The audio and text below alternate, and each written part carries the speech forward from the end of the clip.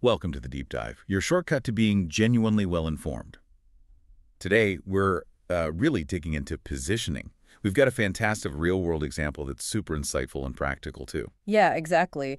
And positioning, well, it's more than just marketing buzzwords, isn't it? At its heart, it's about how you communicate the value, the benefits of what you offer Yeah. to the right people, your target audience, in a way that actually clicks. It has to resonate. Absolutely. And what better way to get our heads around it than looking at a case study where, interestingly, the product itself tells its own positioning story. Mm. We're looking at the Marketing in Action newsletter, MIA for short. Their very first edition just laid it all out. How they figured out their audience, nailed down their value, even how they picked the name. Okay, let's unpack this. So first things first, where did MIA even start with this? How did they begin to carve out their niche? Well, they started where you really have to start understanding who they were talking to. Yeah. Like really understanding. They used a version of the job story framework. Have you worked much with that? I basically ask, as a persona at a company type, when I'm in a situation, I want a motivation so I can achieve outcome. Oh, yeah, the job story framework. It's powerful because it gets past just, basic demographics. It digs into the real needs, the underlying desires. What job is your customer actually hiring your product or service to do? That's the key insight it helps uncover, that job to be done. It really forces you to think from the customer's perspective. What problem are they trying to solve? Exactly. And MIA shared their own examples, which makes it really concrete. Like, for an experienced marketing professional at a B2B SaaS startup, the situation might be not generating enough qualified leads. Sound familiar? Very common pain point. Right. So the motivation is to find practical strategies for demand gen, lead gen, ABM, the works, resources, frameworks, all that good stuff. And the outcome they're shooting for. To succeed in B2B startup marketing. Simple as that, but so specific. That specificity is everything. It moves from a vague idea to a clear scenario. And using this, MIA mapped out several key audience types, not just the experienced pros, but also entry-level marketers, founders, across different company types too. B2B, B2C SaaS, service companies, VCs, agencies, quite a spread. And that detailed picture of the audience, that's the bedrock, isn't it? Everything else you build in positioning rests in that foundation. Get the audience wrong and, well... Yeah, the whole thing crumbles. So, okay, they've got the who, nailed it down. The next big piece is the what. What value are they actually bringing? This is where the value proposition comes in. The newsletter actually defined it as the primary reason why you should care about the MIA newsletter. Pretty direct. What jumped out at you about how they approached this part?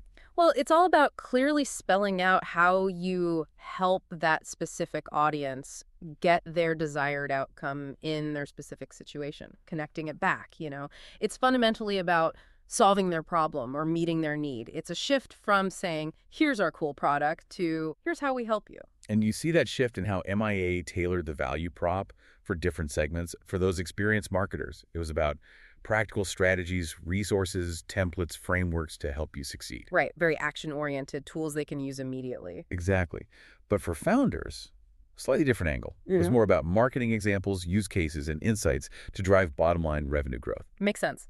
Founders are often focused squarely on that revenue number. And then for the entry-level folks, it was framed as providing a community of role models to fast-track your career in startup marketing. So different angles, different benefits highlighted, all tied back to those initial job stories. Very smart. Okay, so they've done the hard work. Deep audience understanding, tailored value propositions. Now what? How do you boil all that insight down? You need a name, right? Yeah. And a description that grabs people, that speaks to all these different groups. Yeah, that's the challenge. And MIA was pretty deliberate here. They wove key copywriting elements right into their main description. Things like clearly stating the value, marketing examples, templates, and frameworks, showing credibility, sourced from growth and product marketing leaders, defining the target market precisely, B2B and B2C startups in the US and EMEA, and adding that crucial social proof, trusted by 1,000 plus marketers and founders. So that final description reads, marketing examples, templates, and frameworks from growth and product marketing leaders in B2B and B2C startups in the US and EMEA, trusted by 1,000 plus marketers and founders. It packs a lot in, but it feels targeted. It really does. It tells you exactly what it is, who it's for, and why you should trust it. And the name they landed on, Marketing in Action, MIA. They said they chose it because it was short, memorable, and it directly reflected that core idea of the newsletter.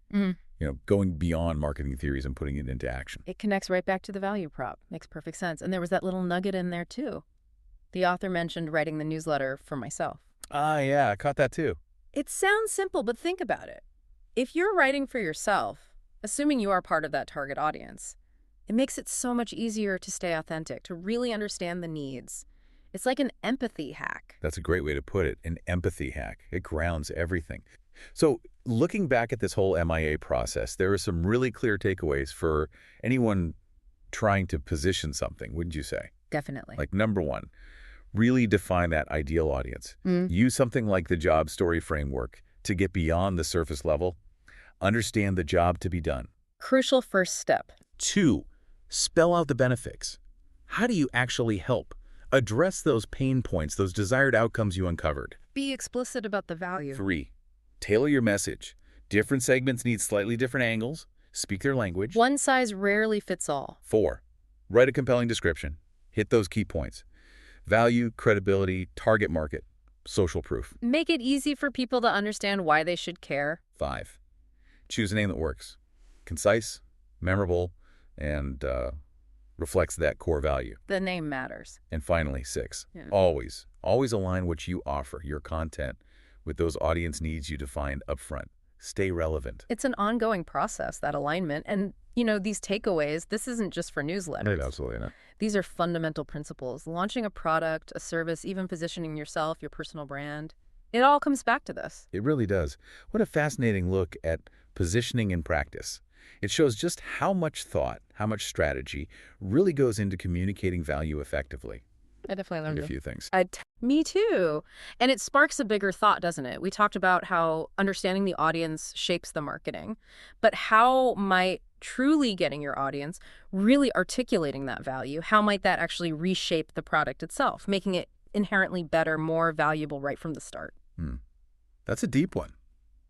Definitely something to chew on. Well, thanks for joining us on the deep dive. We hope you feel a bit more informed, maybe a little inspired.